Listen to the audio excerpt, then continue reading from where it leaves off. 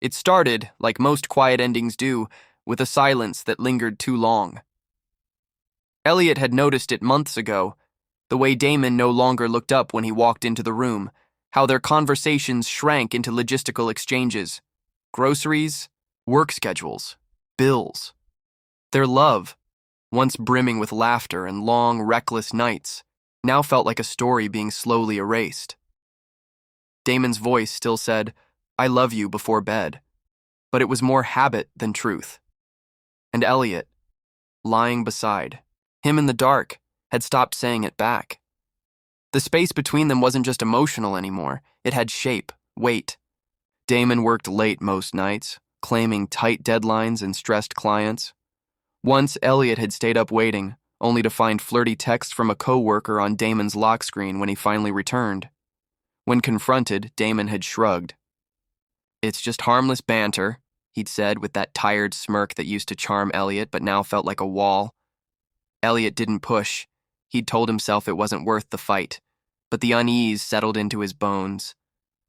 They'd been together for 6 years, long enough to forget the thrill of the beginning, but too long to walk away easily.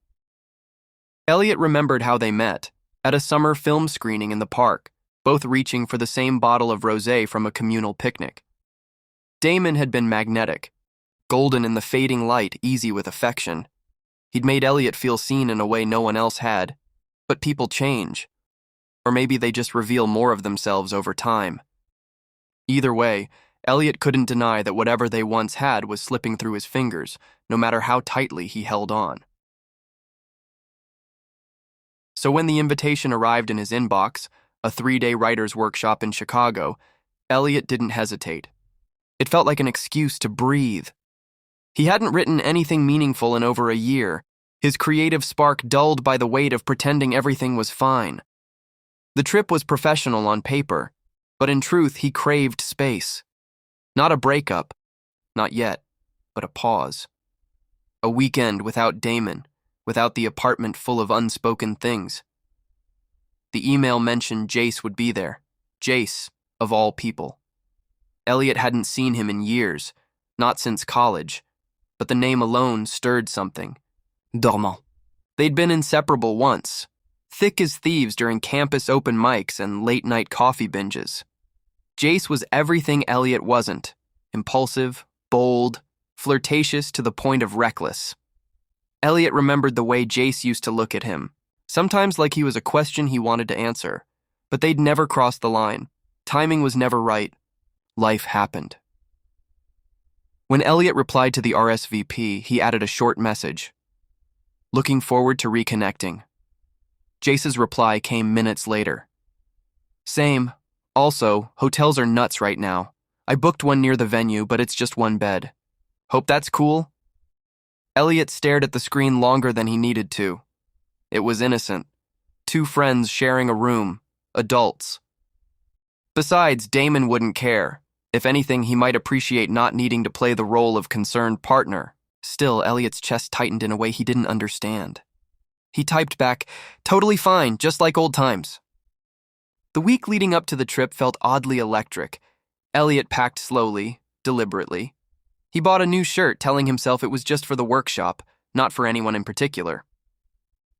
On the day of the flight, Damon barely looked up from his laptop. "Text me when you land," he said. Elliot hesitated by the door. "Do you want me to bring anything back?" Damon glanced over briefly, then returned to his screen. "Just yourself." On the plane, Elliot pressed his forehead against the window, watching the clouds roll by. He thought about Jace's laugh, the way his presence had always felt like stepping into the sun. He thought about the single hotel bed, about shared space and silence, and what kind of person he'd become to even care. This wasn't about cheating, he told himself. This was just clarity. A weekend away from the quiet decay. A chance to feel something again. He didn't know what he was hoping for. He only knew he was tired of pretending not to feel alone. Chicago welcomed Elliot with a gust of wind and the scent of rain on hot pavement. He pulled his coat tighter and scanned the terminal. Then there was Jace, leaning casually against a column, one hand in his pocket, the same crooked grin Elliot remembered from college. Time had touched him gently. His hair was longer, his jaw more defined, but the energy was unmistakable, magnetic, charged. "Still look like you hate flying," Jace said as they hugged. His voice was low, teasing, and oddly comforting. "I still do," Elliot replied, stepping back, trying not to stare. Jace had always been that kind of beautiful, unbothered by it, unaware of how it made people linger. The ride to the hotel was filled with laughter and easy conversation. They spoke of mutual acquaintances, the workshop's speakers, their careers, everything except the undercurrent running between them. It sat quietly between their words, growing stronger with each mile. Their room was small but clean, with a single bed centered beneath a wide window. Elliot's stomach fluttered at the sight. He told himself to relax. It was just one night. 2, at most. People shared beds all the time. Nothing had to happen. Jace dropped his bag, kicked off his shoes, and peeled off his jacket, then his shirt. "Hope you don't mind," he said casually. "I hate sleeping in clothes." Before Elliot could respond, Jace was down to his underwear. Black briefs and lean muscle, unself-conscious, unguarded. Elliot turned toward the window, pretending to admire the city skyline. "Still shy?" Jace asked, teasing again, though softer this time. "Some things never change." Elliot chuckled under his breath. "Just didn't expect to be transported back to our dorm days this quickly." The night came quietly. After the day's sessions, they found a ramen place 2 blocks from the hotel and talked for hours. Jace was still sharp, still unapologetically himself. He asked questions Damon never did, about Elliot's writing, his dreams, how he really felt these days. Elliot found himself answering honestly, more so than he had in months. Back at the room, the lights were low. They lay side by side, a careful inch of space between them. The quiet was different this time, warm, reflective. "Damon," Jace said softly, "are you happy?" The question struck deeper than Elliot expected. "I don't know anymore," he admitted. "We don't fight, but we don't talk either. Not about anything that matters." Jace turned onto his side, facing him. "I always thought he looked past you, like you were a background detail in his world." Elliot blinked up at the ceiling. "He used to see me, or I thought he did." "You deserve someone who still does." Silence fell again, but it wasn't empty. Their fingers brushed, just lightly, on the sheets between them.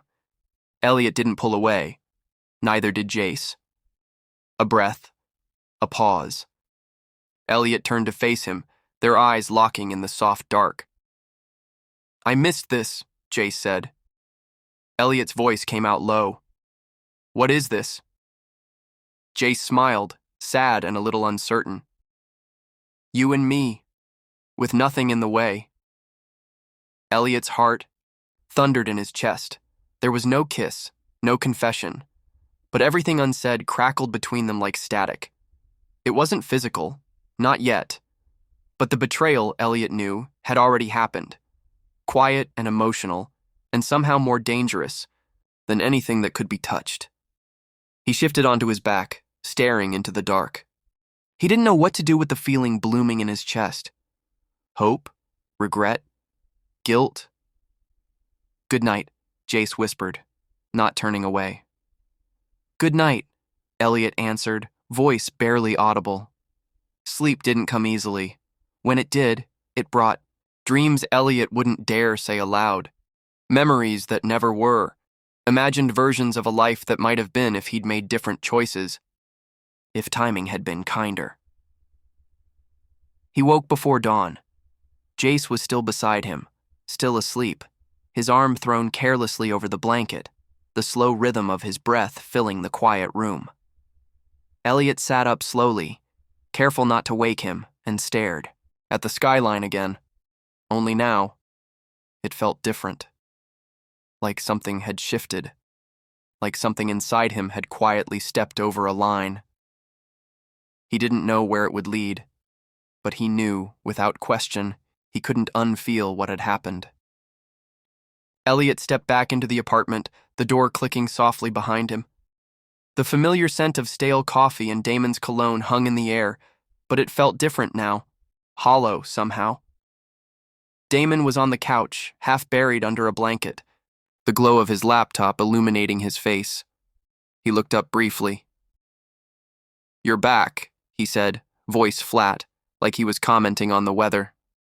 "I told you I'd be," Elliot replied, setting his bag down by the door. Damon closed the laptop without urgency. "How was it?" Elliot hesitated.